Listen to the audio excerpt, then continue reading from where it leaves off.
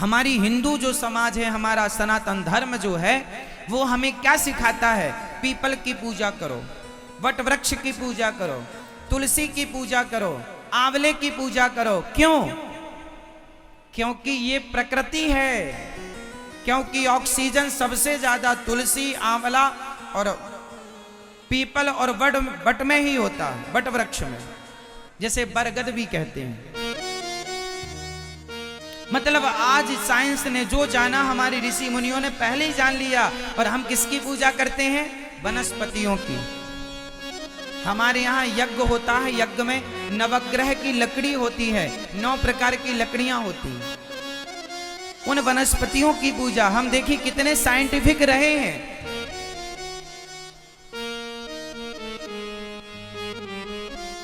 दुनिया क्या कर रही है? हम क्या करते थे? हम वृक्षों की पूजा, क्योंकि हम जान गए थे कि वृक्ष हमारे जीवन में कितने उपयोगी हैं। आज साइंस कह रही है कि भाई वृक्ष लगाओ। आज नगर पालिका, आज सरकारें कह रही हैं वृक्ष लगाओ। हमारे सनातन धर्म में सिद्धांत बना के गए ऋषि मुनि के वृक्ष लगाओ, पूजा करो। हमारे यहां नदियों की पूजा होती है। किस किस नदी की? हमारे यहाँ नदी बहुत हैं, जिनमें प्रमुख नदियां कौन कौन हैं? गंगा चा यमुना चैव गोदावरी सरस्वती नर्मदा सिंधु कावेरी। ये 7 नदियां विशेष, सिंधु कावेरी, गंगा यमुना, गंगा चा यमुना चैव गोदावरी सरस्वती नर्मदा सिंधु कावेरी। तो ये हमारे यहाँ नदियां जो हैं, तो फिर और नदियां बहुत विस्तार से हैं, पर इन 7 नदियों की विशेष महिमा है। तो हमारे यहाँ नदियों की पूजा है। हर तीर्थ हमारे यहाँ नदी के किनारे है। कितना साइंटिफिक था नदियों की पूजा, क्योंकि नदियां ही हम सबका पोषण करती हैं। नदियां ना हो तो जीवन संभव ना हो।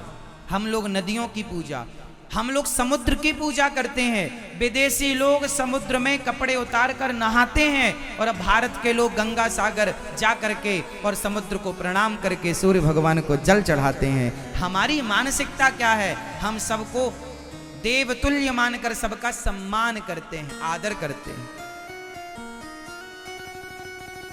नदियों की, समुद्र की। हमारे यहाँ जानते हो और किसकी पूजा है? हमारे यहाँ इंसानों की पूजा है। माता की पूजा, पिता की पूजा, गुरु की पूजा। और इंसानों की ही नहीं, पत्थर की भी पूजा, सबकी पूजा। हम सबका थैंक यू। हमारे यहां सूर्य भगवान को जल चढ़ाकर थैंक यू कि आपने हमें प्रकाश दिया।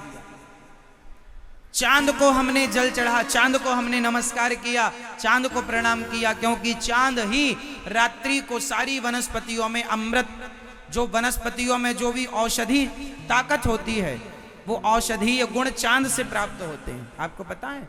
इसलिए कहते हैं शरद पूर्णिमा की रात्रि में चांद से अमृत बरसता है। वो अमृत ये नहीं कि पी के तुम अमर हो जाओगे। वो अमृत का मतलब है कि जिस वनस्पति में जो गुण है, वो गुण देने का काम चांद का। हाँ या ना? जैसे सूर्य भगवान विटामिन डी देते हैं। सूर्य भगवान हमें क्या देते हैं? Vitamin D. उसी प्रकार जैसे सूर्य का प्रकाश विटामिन डी देता है, उसी प्रकार चांद का प्रकाश भी हमें बहुत सारे औषधीय गुणों से परिपूर्ण करता है। इसलिए पूर्णिमा के दिन और नवमी, दशमी, एकादशी, द्वादशी के दिन जो उजेला पक्ष होता है, शुक्ल पक्ष, उस समय नवमी, दशमी, एकादशी, द्वादशी, त्रयोदशी और पूर्णिमा का चांद 10 मिनट के लिए छत में जाकर, जैसे 10 मिनट के लिए सूर्य का प्रकाश लेना जरूरी होता है शरीर के लिए, नहीं लोगे तो विटामिन डी की गोलियां खानी पड़ेंगी, उसी प्रकार चांद का भी प्रकाश लिया करो। आप बच्चों को दिलाया करो।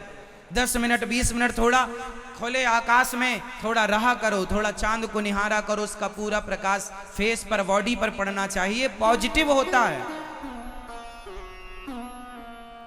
आपके जीवन के तमाम, आजकल तुम रोगी क्यों हो? ना तुम्हारे शरीर पर सूर्य का प्रकाश पड़ रहा है, ना तुम घर के अंदर घुसे रहते हो, दिन भर टीवी, दिन भर मोबाइल, ना सूर्य का प्रकाश पड़ पा रहा है, ना तो चांद का प्रकाश पड़ पा रहा। गाड़ियां तुम्हारी लग्जरी हैं, घर से गाड़ी में घुसे, ऑफिस में निकले, सूर्य का जरा भी प्रकाश नहीं पड़ रहा है।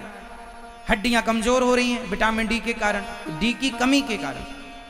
और औषधीय गुण, रोग प्रतिरोधक क्षमता जो है शरीर में, वो चांद से विकसित होती है। साइंस बोल रहा हूं मैं आपको, आप इस साइंस को कितना समझेंगे मुझे नहीं पता, पर हमारे ऋषि मुनियों ने समझा और समझाया, वही मैं आपको समझा रहा हूं। आधा घंटा 20 मिनट तो बहुत जरूरी है, चांद और सूर्य दोनों का प्रकाश जरूरी है। बोलो हाँ कि ना?